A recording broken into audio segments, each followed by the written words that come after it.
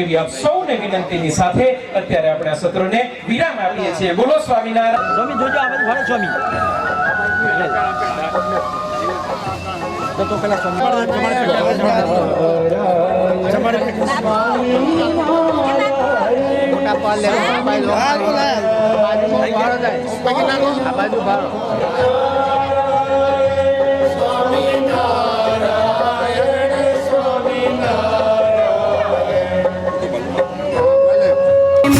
જનના પ્રાણ છો ધીરે તમે હરી હૈયાનાર છો.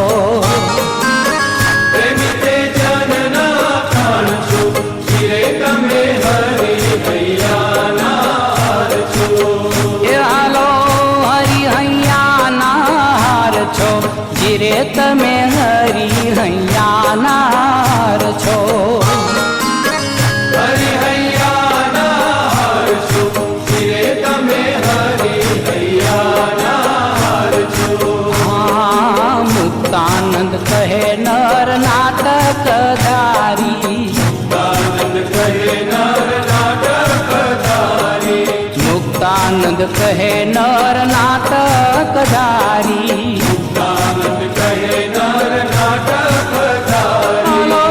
શરણાગતના સાર છો ધીરે તમે હરી હૈયાનાર છો.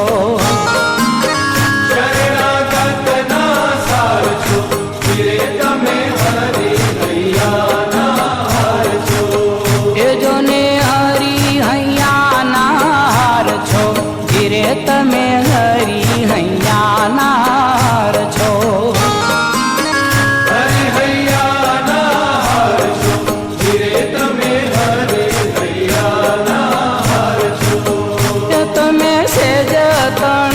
શણગાર છો ધીરે તમે હરી હૈયાનાર છો. તમે સેજ તણા શણગાર છો ધીરે તમે હરિ હૈયાનાર છો. હે વાલા હરી હૈયાનાર છો ધીરે તમે હરી હૈયાનાર છો.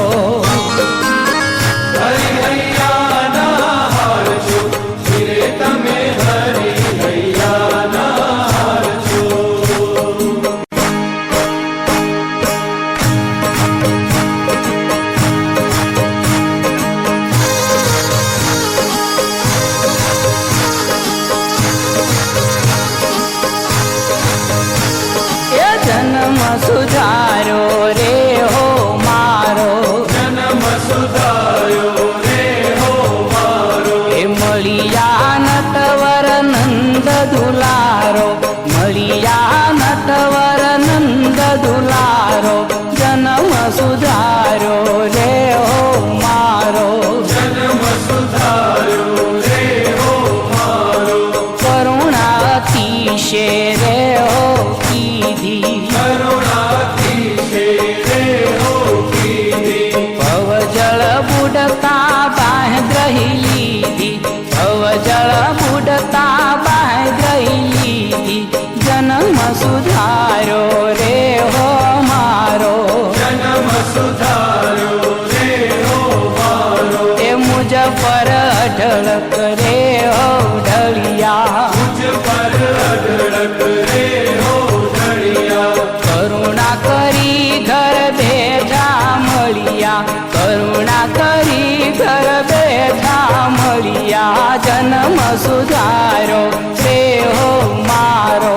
જન્મ સુધાર્યો રે હો મારો. એ મન દ્રઢ કર્યું રે મોરારી. દ્રઢ મન કર્યું રે મોરારી. એ હવે હું થઈ રહી જગતી ન્યારી. હવે હું થઈ રહી જગતી ન્યારી. જન્મ સુધારો રે હો મારો. જન્મ સુધાર્યો રે હો મારો. આનંદ ઉર મારે હો ભારી. આનંદ ઉર્મારે હો ભારી. એ શિર પર ગાજે ગિરિવર ધારી. શિર પર ગાજે ગિરિવર ધારી. જન્મ સુધારો રે હો મારો.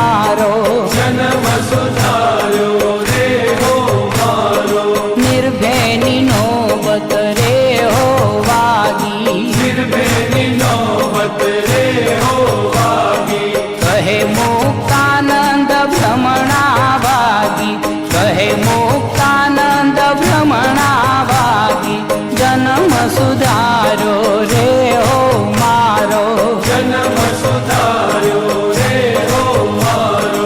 મળિયા નટવર નંદ દુલારો, મળિયા નટવર નંદ દુલારો, જન્મ સુધારો રે હો મારો, જન્મ સુધાર્યો રે હો મારો. એ જન્મ સુધારો રે હો મારો. જન્મ સુધાર્યો રે હો મારો.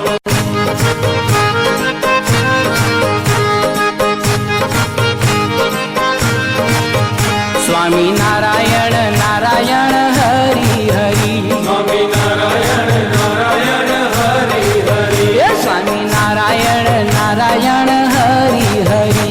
સ્વામી નારાયણ. શ્રી વાસુદેવ વિમલામૃતધામ વાસમ નારાયણં નરકતારણના ત્વં ભક્તિ ધર્મ તનયં શરણં પ્રપદ્યે. પણ ભાગવતની એ કથા ગંગા એ એવી ગંગા છે કે અહીંયા તો પાપ કરવાની જીવાત્માની વૃત્તિને બાળી નાખે છે. એવી આ સુંદર ભાગવતની દિવ્ય ગાથા અને દસમા સ્કંધની દિવ્ય ગાથા છે. એનો જ્યારે આ લાભ મળ્યો છે આપણને, ભગવાન સ્વામિનારાયણ વાલા ભક્તજનો ઉપરા ઉપરી 7 વાર ભાગવતની કથા કરાવડાવી હતી અને પ્રાગજી પુરાણીને મહારાજ એક વખત પૂરી થાય, બીજી વખત આજ્ઞા કરતા એમ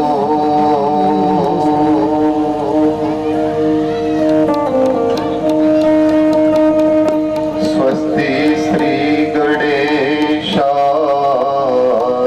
નમો નમઃ.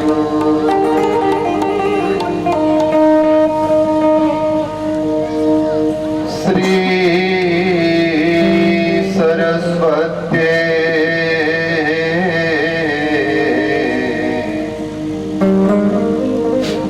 નમો.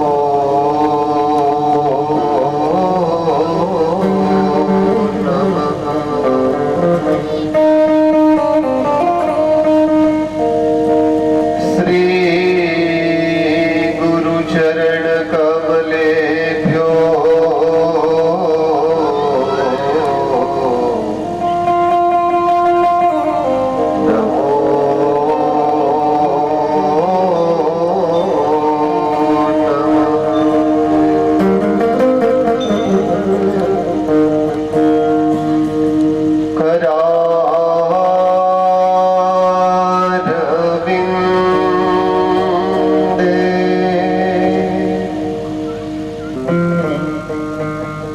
શ્રી પૂર્ણ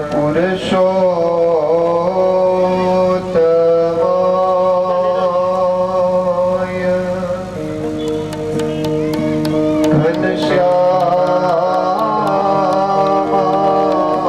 ઘનશ્યામાય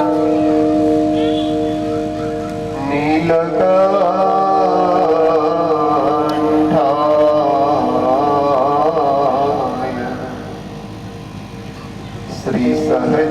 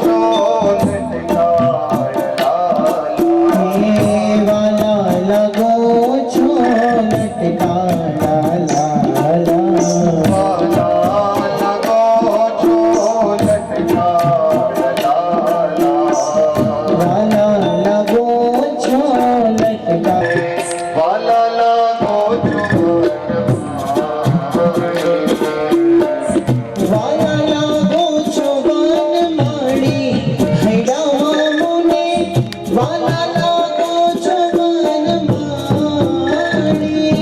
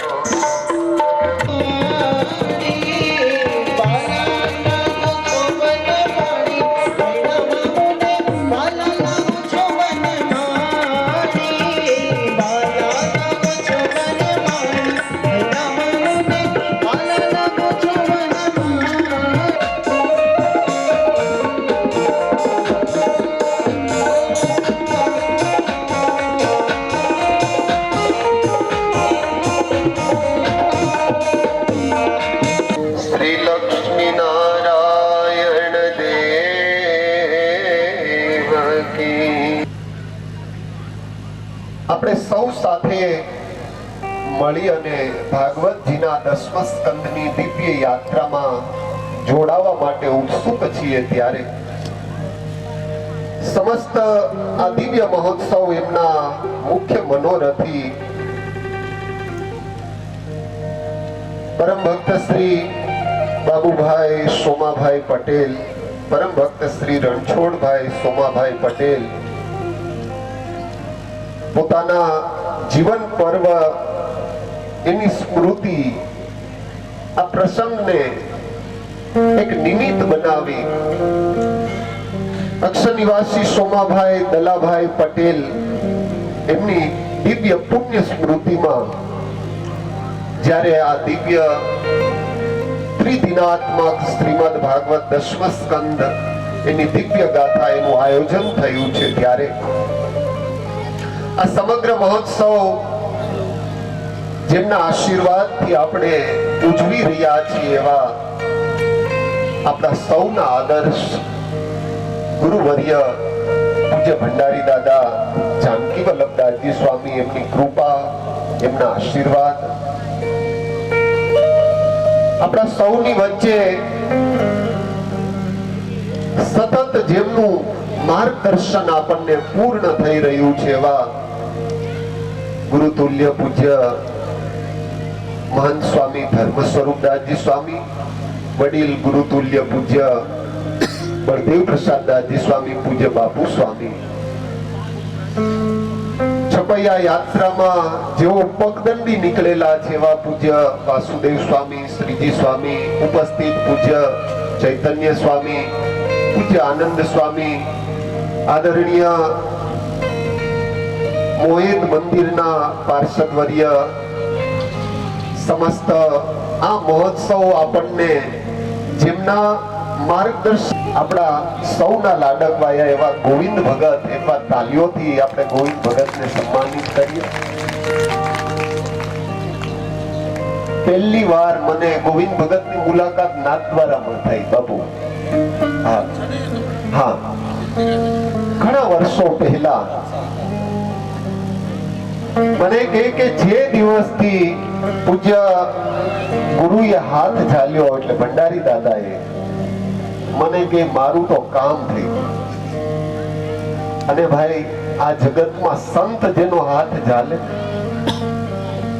કોઈની તાકાત નથી એ ડૂબી શકે.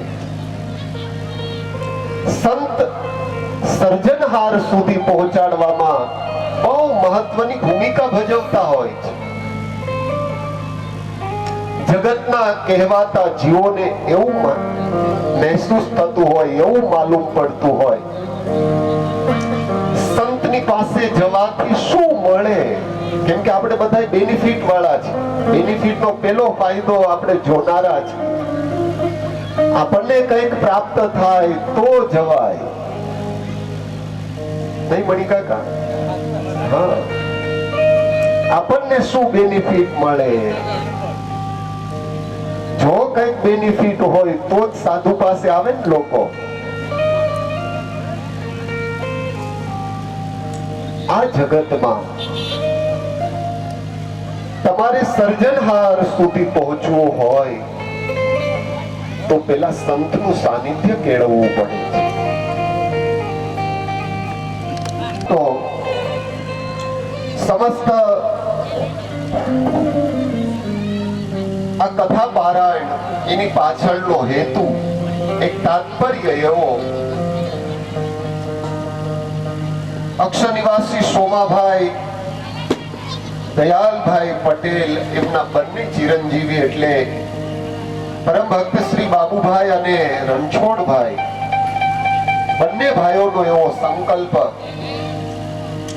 કે આપણી હયાતીમાં જ આપણે કરીને જઈએ હાથે તે સાથે. લોકોએ એવું માની લીધું કે મર્યા પછી જ ભાગવત થાય. જગતમાં અમે કથાઓ કરતા હોઈએ તો લોકો એવું કહે કે મર્યા પછી ભાગવત કરીએ કોઈની પાછળ એટલે એને મુક્તિ મળે. પણ સ્વયં ભાગવતનો એવો મત છે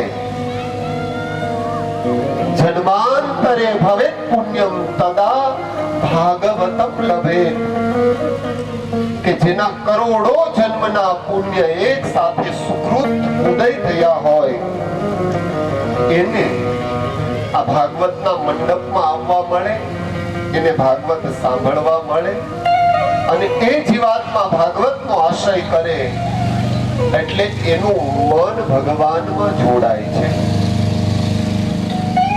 ભાગવત એટલે શું? આ બહુ મોટો યક્ષ પ્રશ્ન છે.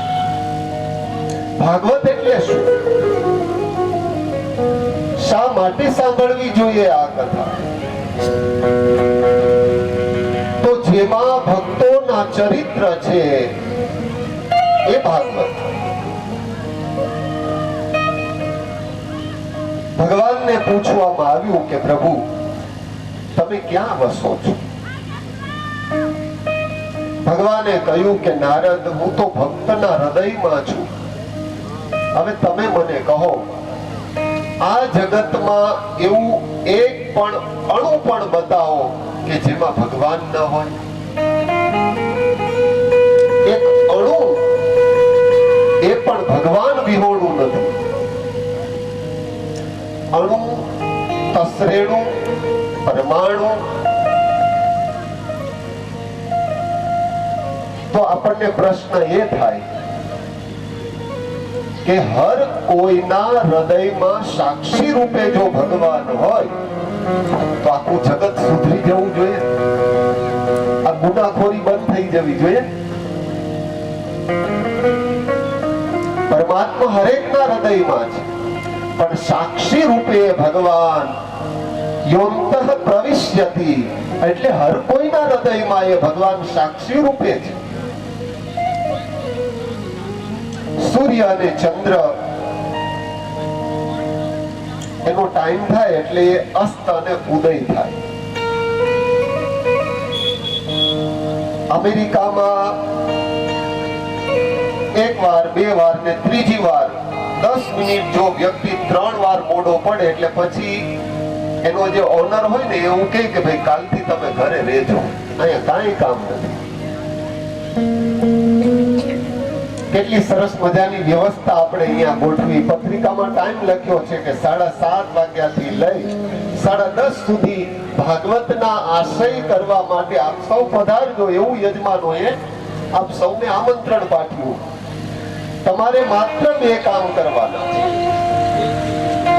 એક ભોજન અને બીજું ભજન. બાકી બધું જેમણે કરવાનું છે એ બધા કરી રહ્યા છે. મારે કથા કરવાની તો હું કથા કરીશ. આ સંગીતના મિત્રો છે તો એને સંગીતનું કામ કરવાનું છે એ કરશે. સંતોએ પોતપોતાની વ્યવસ્થા અનુસાર કાર્યક્રમ સંભાળી લીધો છે. આપણે શું કરવાનું? એટલે મીન્સ તમારે કંઈક કરવું તો પડે.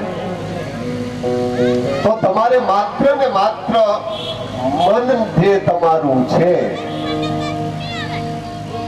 ગીતામાં ભગવાને એવું કહ્યું કે ચંચલહિ મનઃ કૃષ્ણ. હે પાર્થ, મન કેવું છે? ચંચળ છે. શરીરથી અહીંયા હોઈએ પણ મનથી મણિકાકા અમેરિકા સ્ટોરમાં આંટો મારીને આવી ગયા છે. અને આ પ્રાંતમાં મોયેદ હોય, પિલુદ્રા હોય, કપડવંજ, કટલાલ, સલાલ આ બધા ગામડાઓમાં ભંડારી દાદા જાતે ફર્યા છે. સત્સંગ કરાવ્યો અને એવા ગગનચુંબી મંદિરો પૂજ્ય દાદાએ કર્યા. ધર્મ સ્વરૂપ સ્વામી સતત દાદાના વચને પોતાની જાતને ઘસી નાખી. એવા ને એવા પૂજ્ય બળદેવ સ્વામી, બાપુ સ્વામી જાતે મહેનત કરતા મેં જોયા છે. હો, એન્જિનિયર પાછો પડી જાય એવું કાર્ય પૂજ્ય બળદેવ સ્વામી. તો આ પવિત્ર પિલોત્રા ગામમાં 3 દિવસ આપણે ઠાકોરજીને હૃદયમાં ધારી અને ભગવાન દ્વારિકાધીશના ચરિત્રમાં એવા આપણે ગુલતાન થઈએ, એવા મશગુલ બનીએ કે આ કથા છે ને આપણા જીવનનું અંતિમ સંભારણું બની જાય. તો આવો એવા પવિત્ર ભાગવતજીના દિવ્ય 10મ સ્કંદમાં આપણે સાથે મળી પ્રવેશ કરીએ. 18,000 શ્લોકની આ સંહિતા અને એમાં પણ 10મો સ્કંદ એટલે ભગવાનનું વાગ્મય સ્વરૂપ છે. ઠાકોરજી જ્યારે આ લોક છોડી અને પોતાના સ્વધામ સિધાવે છે ત્યારે ભગવાન અને ઉદ્ધવજી એના વચ્ચે સંવાદ થયો. ઉદ્ધવજી કહે છે કે પ્રભુ આપ આ લોક છોડી અને હવે જાઓ છો, મરવાનું તો હરેકે છે. જે પ્રગટ થાય એ અંતર ધ્યાન થાય, જન્મ લે એ મૃત્યુને પામે, મરવાનું એ નક્કી છે. પણ મૃત્યુ આપણું કેવું બનાવવું એ આપણા હાથની વાત છે. મૃત્યુ છે ને બહુ મંગલકારી છે. શાસ્ત્ર એમ કહે છે કે ઢોલ નગારા વાગતા હોય, આપણને એમ થાય કે માણસના મૃત્યુ સમયે ઢોલ નગારા વગાડવા. ખરેખર મહાપુરુષો જ્યારે આ લોક છોડે ત્યારે ઢોલ નગારા વાગતા હોય અને એને અંતિમ વિદાયો અપાતી હોય.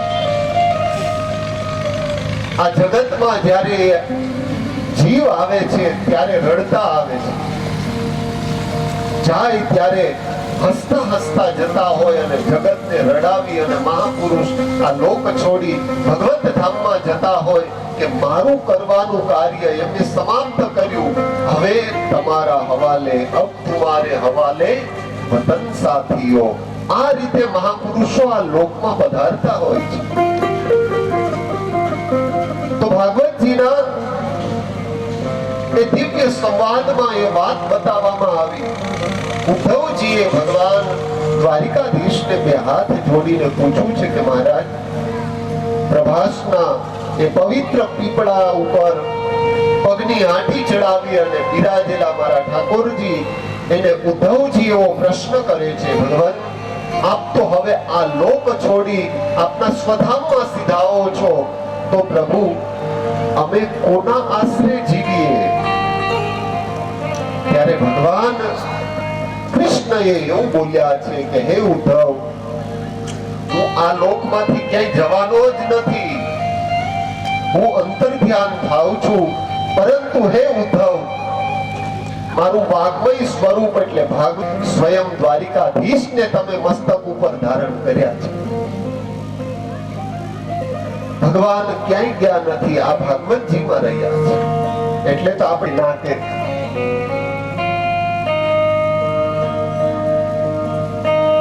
સતત ભગવાનમાં જેનું મન છે અને ભગવાન સિવાય જેને કોઈ બીજી અપેક્ષા નથી, એવા કુરુશ્રેષ્ઠ શિરોમણી મહારાજ પરીક્ષિત છે.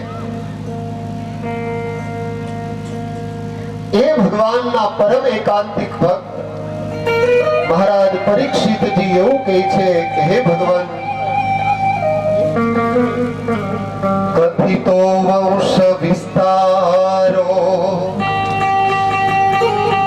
ભવતા સોમ સૂર્યયોઃ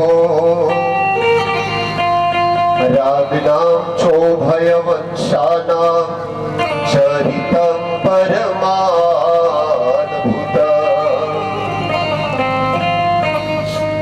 યદોશ્ચ ધર્મશીલસ્ય નિતરા મુનિસત્તમા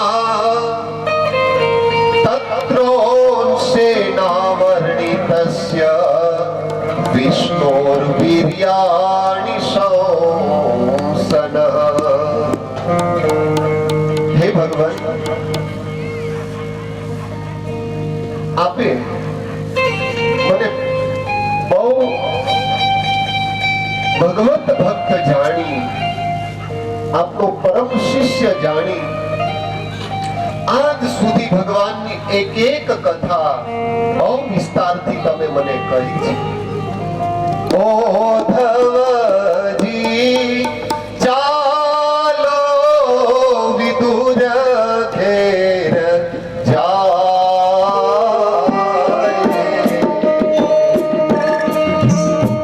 હાલો ને વિદુર ઘેર જાઈએ, ઉદ્ધવજી ચાલો વિદુર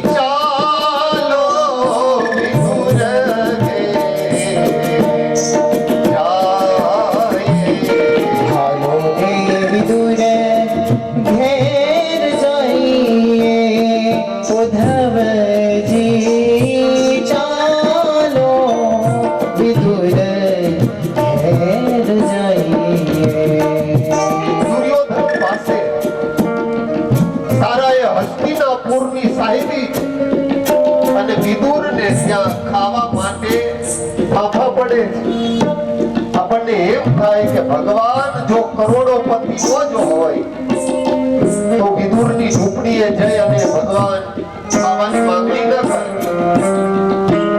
ભગવાન એવું કહે છે કે હું મારા ભક્તને વશ છું.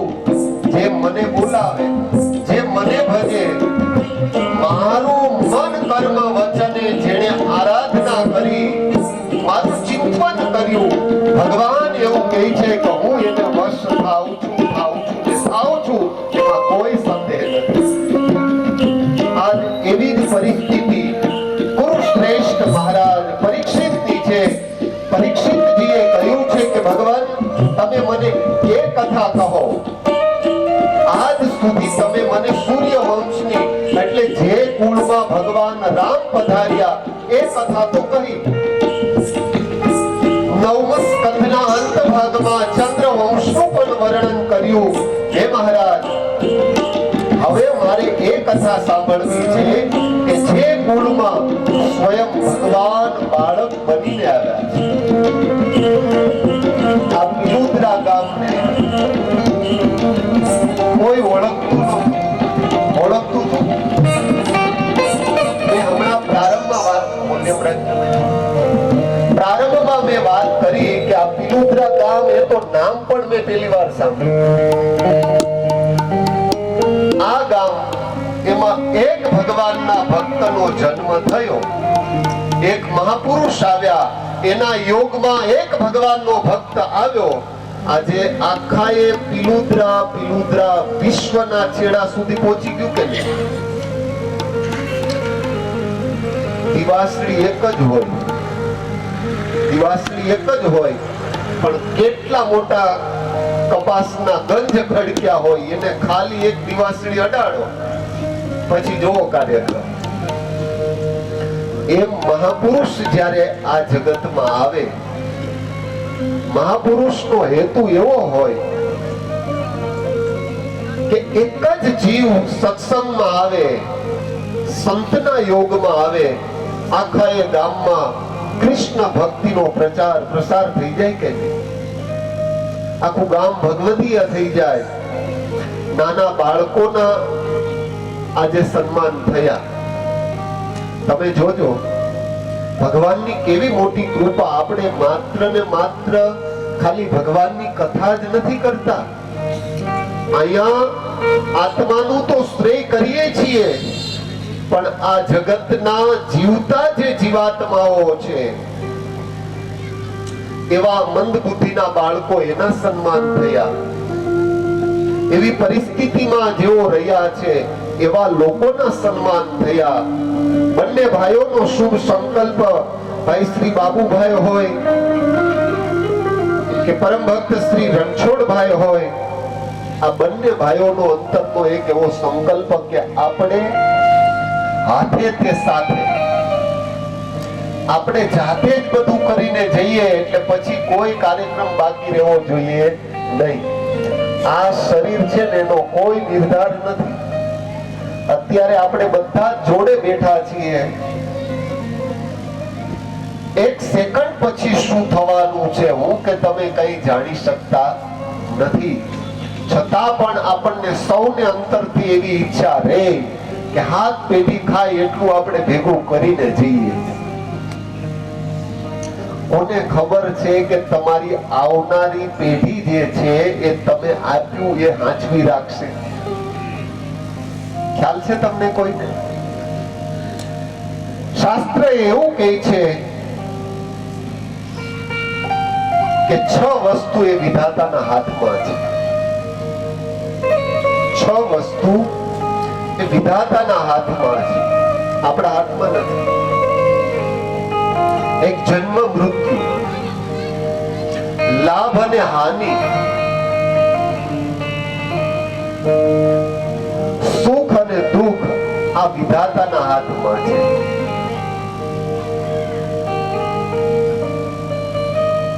હવે આપણને ખબર કેમ પડે કે આ 6 વસ્તુ એ વિધાતાના હાથમાં છે?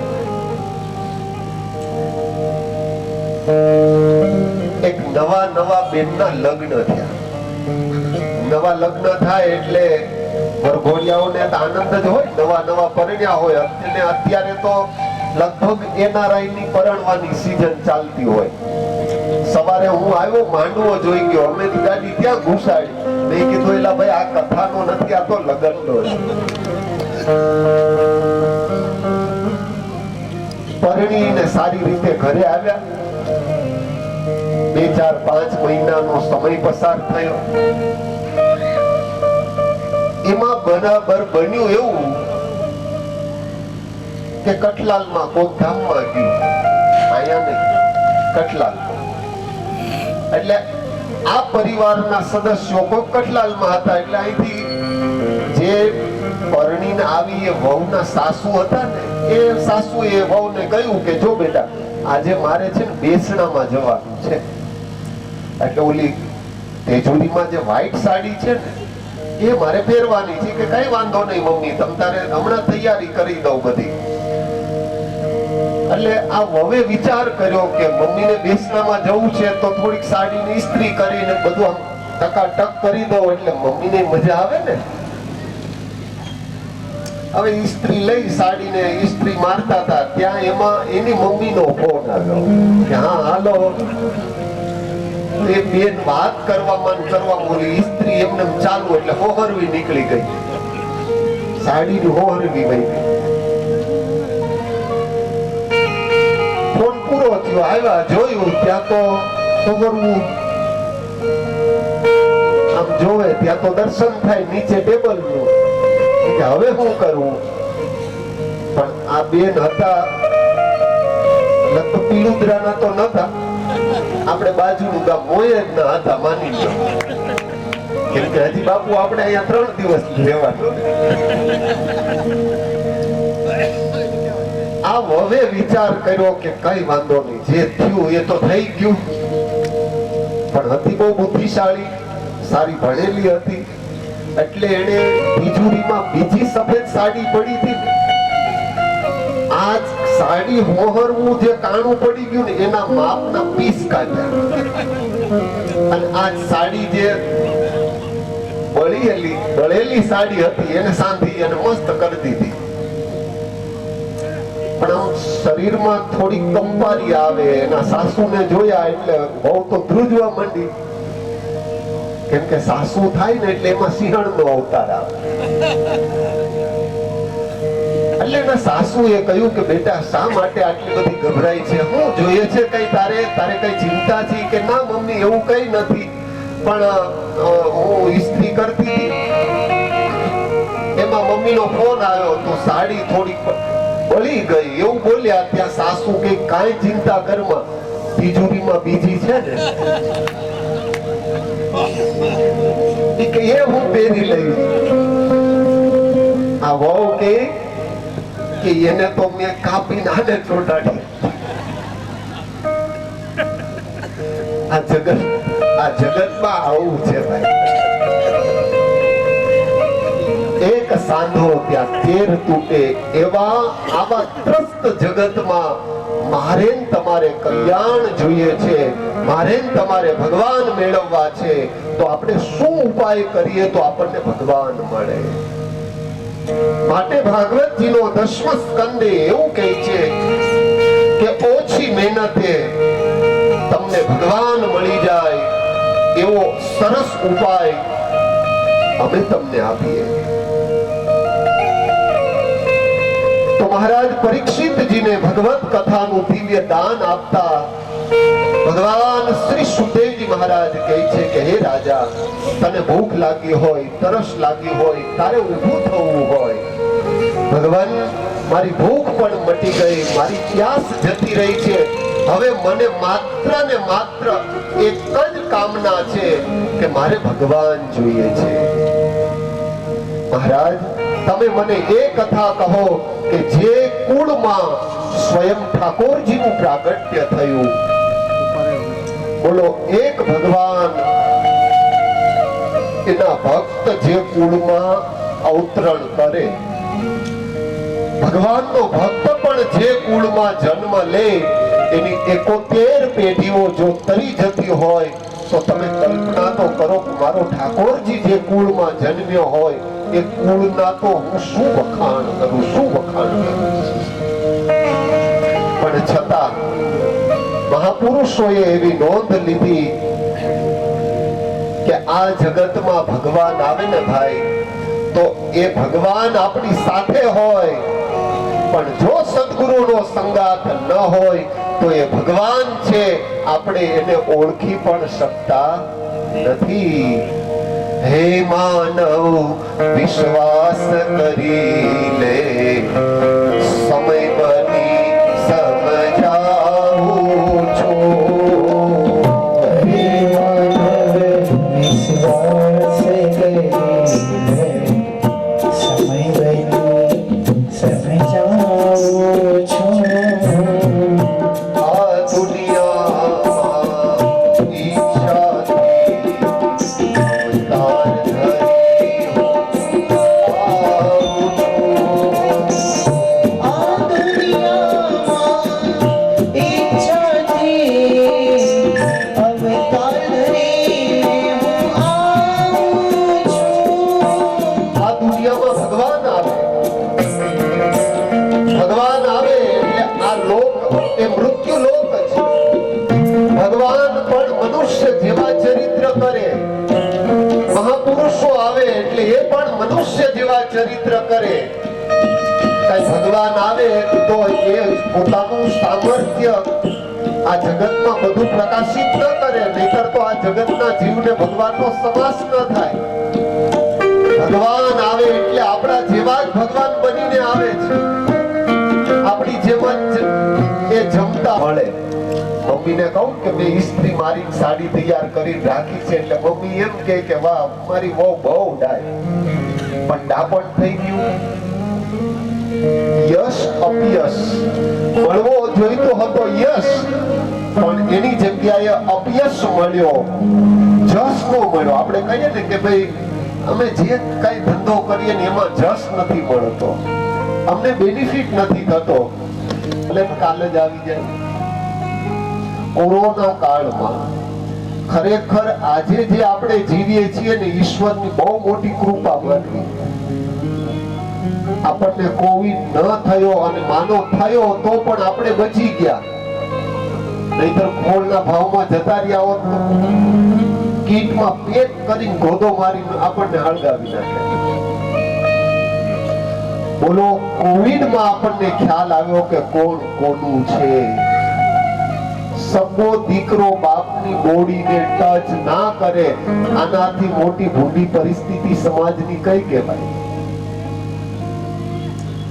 નહીતર આપણે ત્યાં તો વ્યક્તિ મૃત્યુ પામે એટલે આપણે મૃત્યુ હતા. વાસુદેવ સ્વામી હતા, બોલો દાદાના પંચભૌતિક દેહને જ્યારે અમે પાલખીમાં પધરાવ્યો ને, પૂર્ણ માખણ જેવું શરીર, હો બાપુ એના સાક્ષી છે. આત્રોલીમાં જે જગ્યાએ દાદાનો સંકલ્પ હતો ત્યાં જ અંતિમ સંસ્કાર થયો. અને એ કાયમી એક વાત કહેતા, આ ગોવિંદ ભગત ઉપર એમને બહુ હેત. ગોવિંદ ભગત વાતે વાતે આમ બોલતા બોલતા એને આંખમાં આંસુ આવી જાય. દાદાનું નામ આવે ને, કેમ કે જે સદગુરુએ ભગવાન આપ્યા હોય, જે સદગુરુએ શૂન્યમાંથી સર્જન સુધી આપણી ગતિ કરાવી હોય, આપણે કેમ એને ભૂલી શકીએ. ભંડારી દાદા જાનકી વલ્લભદાસજી સ્વામીનો આ આપણા ઉપર ઋણ છે, આપણે ક્યારેય એને ન વિસારી શકીએ. એક સંત છે ને, આ જગતની બહુ મોટી આપણને પ્રતિષ્ઠાઓ આપી અને જતા હોય છે.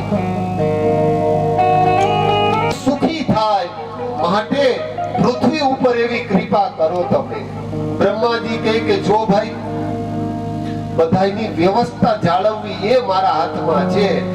આ પૃથ્વીના દુઃખમાં સહભાગી હું પણ થાવ. આપણે બધાય સાથે મળી ભગવાન મહાદેવજીની પાસે જઈએ. અને તમને કહું, આ જગતમાં નારાયણને ઓળખવા હોય તો પહેલો આશય ભગવાન શિવનો કરવો પડે. જ્યાં સુધી ભગવાન શિવને ન સમજીએ ત્યાં સુધી નારાયણમાં આપણું મન ક્યારે લાગે નહીં. આ વાત હું નથી કહેતો, સ્વયં શિવ મહાપુરાણમાં ભગવાન વ્યાસે કહેલી વાત છે. કેમ કે ભગવાન શિવને તમે સમજો, શિવ એટલે મંગલકારી. શિવ શબ્દનો અર્થ છે મંગલવાચક. કાંઈ પણ તમારે જોઈતું હોય, કુંવારા હોય, એને પરણવું હોય તો પણ શિવની આરાધના કરે. પરિણ્યા પછી છોકરા જોતા હોય તો શિવની આરાધના કરે.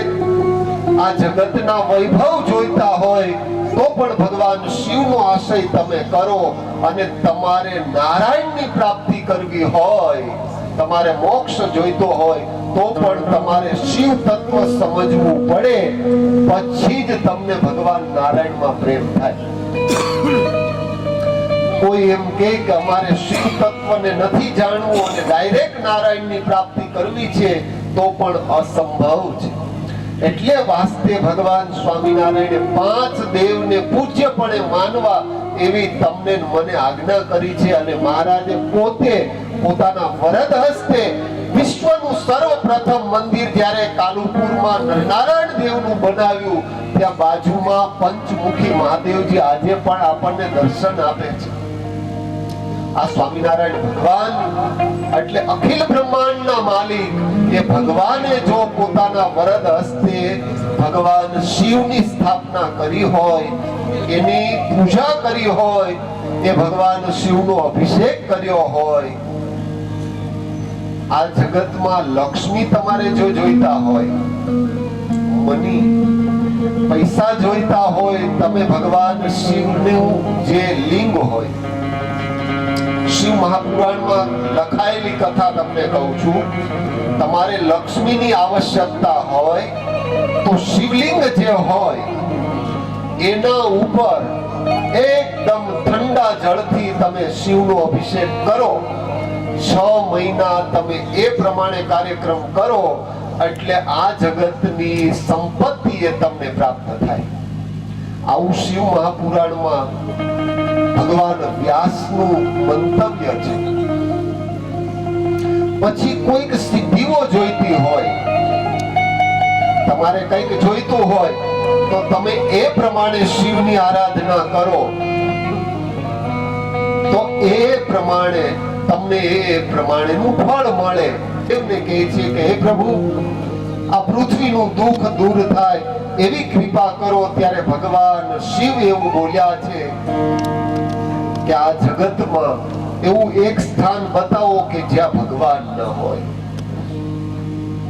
હરિ વ્યાપક સર્વત્ર સમાન, હરિ વ્યાપક સર્વત્ર સમાન. આ જગતમાં ભગવાન સર્વવ્યાપક એવું એક સ્થળ બતાવો જ્યાં ભગવાન ન હોય.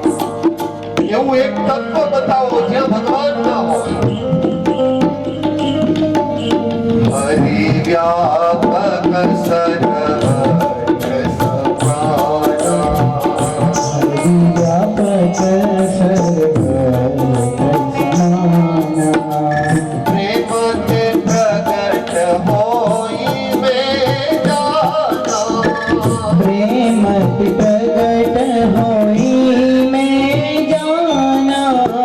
ભગવાન એ માત્ર ને માત્ર મેં કહ્યું એ પ્રેમથી એ તત્વ પ્રગટ થાય.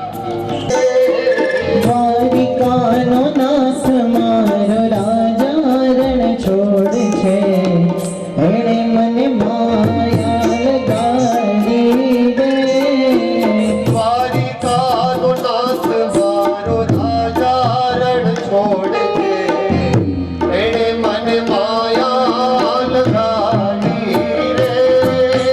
દ્વારિકાનો નાથ મારો રાજા રણ છોડ છે, એણે મને માયા લગાડી રે. એણે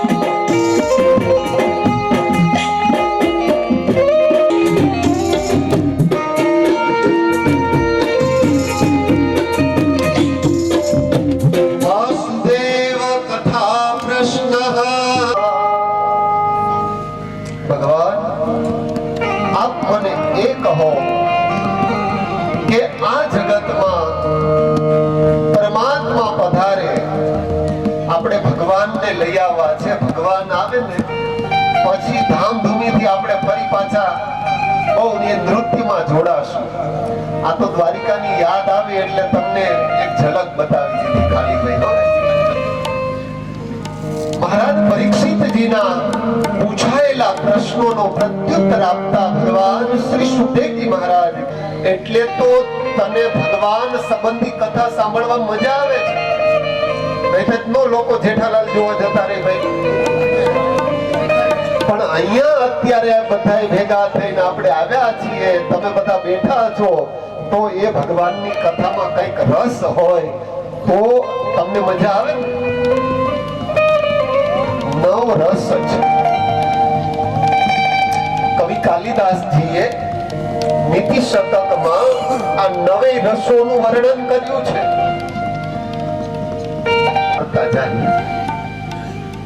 બરાબર, કૂતરું સૂતું હોય, આપણે ચાલ્યા જતા હોય તો આપણે એને હળી કરીએ, બરાબર, કા પગનું ઠેકું મારીએ, એકાદો હારો પથ્થરો હાથમાં આવી ગયો ધડ દઈને જવા દઈએ, ઓલું હું કરતો બિચારું જતું રહે.